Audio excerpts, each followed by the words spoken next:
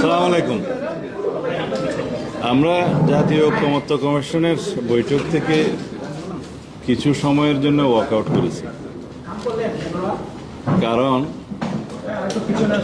আপনারা সবাই জানেন যে দেশে যাতে আর কখনো স্বৈরতন্ত্রের উদ্ভব না হয়, ফেসিবাদের উৎপত্তি না হয়, সেই লক্ষ্যে বিধান প্রণয়ন করার জন্য জাতীয় ঐকমত্য কমিশনের মাধ্যমে সকল রাজনৈতিক দল এবং অংশীজনের সাথে আলাপ আলোচনায় কিছু কিছু মৌলিক বিষয়ে, সাংবিধানিক সংশোধনের মৌলিক বিষয় এবং অন্যান্য বিষয়ে যে ঐকমত্য প্রতিষ্ঠার চেষ্টা চলছে, তার মধ্যে আমরা সর্বোচ্চ সহযোগিতা করে যাচ্ছি।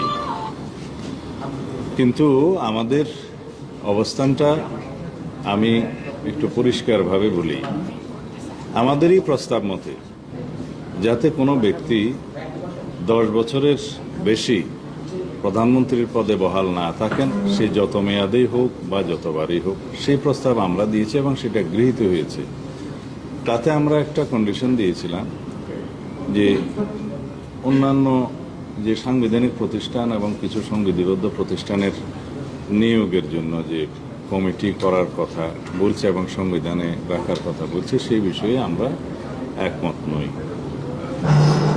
কিন্তু পরবর্তীতে আমরা বিচার বিশ্লেষণ করে সবার সাথে আলোচনা করে আমরা কিছু কিছু জায়গায় আমরা ছাড় দিয়ে এক জায়গায় এসেছি। যেমন নির্বাচন কমিশন গঠন পদ্ধতিতে আমরা সরকারি দল, বিরোধী দল এবং জুডিশিয়ারির প্রতিনিধি রেখে স্বাধীনভাবে একটা সার্চ কমিটির মধ্য দিয়ে যাতে নির্বাচন কমিশনের নিয়োগ হয়, সেই ব্যবস্থা সেটাও আমরাই প্রস্তাব করেছি, সেটা গৃহীত হয়েছে।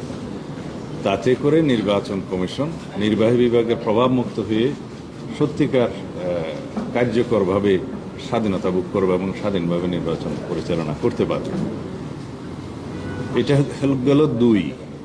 তৃতীয় নম্বরে আমরা তত্ত্বাবধায়ক সরকার ব্যবস্থা পুনঃপ্রতিষ্ঠিত হলে যেটা হয়েছে প্রায়, সেই তত্ত্বাবধায়ক সরকার ব্যবস্থার মধ্যে যে কোনো রকমের সংশোধনী যদি কোনো পার্লামেন্ট আনে, সেটা পরবর্তীতে রাষ্ট্রপতির সিগনেচারের আগেই গণভোটের ব্যবস্থা রাখার জন্য সেই প্রস্তাবও আমরাই দিয়েছি এবং সেটাও গৃহীত হয়েছে।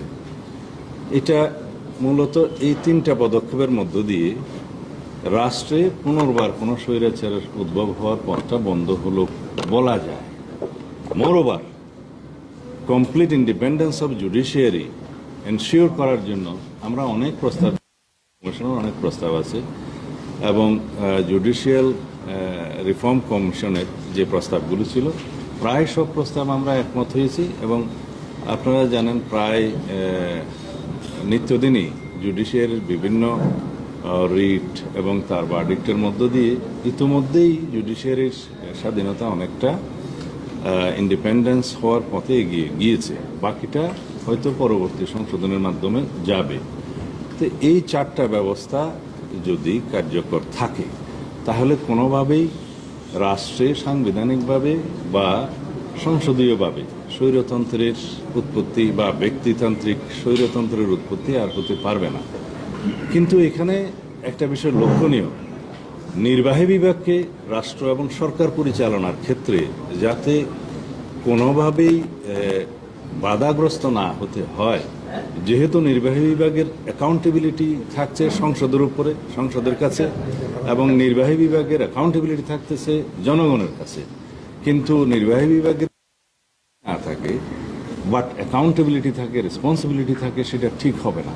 সুতরাং নির্বাহী বিভাগের অথরিটি এক্সারসাইজের ক্ষেত্রে রাষ্ট্রের বিভিন্ন অঙ্গের সহায়তার প্রয়োজন আছে। সেই বিবেচনা থেকে আমরা মনে করি যে এখন সাংবিধানিক যে সমস্ত প্রতিষ্ঠানের নিয়োগ এবং সংবিধিবদ্ধ বিভিন্ন প্রতিষ্ঠানের নিয়োগ সংক্রান্ত যে নিয়ন্ত্রণটা করতে চাচ্ছে সাংবিধানিকভাবে, সেটা যদি হয়, তাহলে নির্বাহী বিভাগের কার্য সম্পাদনে এবং সঠিকভাবে একটা ভারসাম্যমূলক সরকার ব্যবস্থা এবং রাষ্ট্র ব্যবস্থা পরিচালনার ক্ষেত্রে, প্রতিষ্ঠা করার ক্ষেত্রে অনেকটা বাধা পেতে হবে।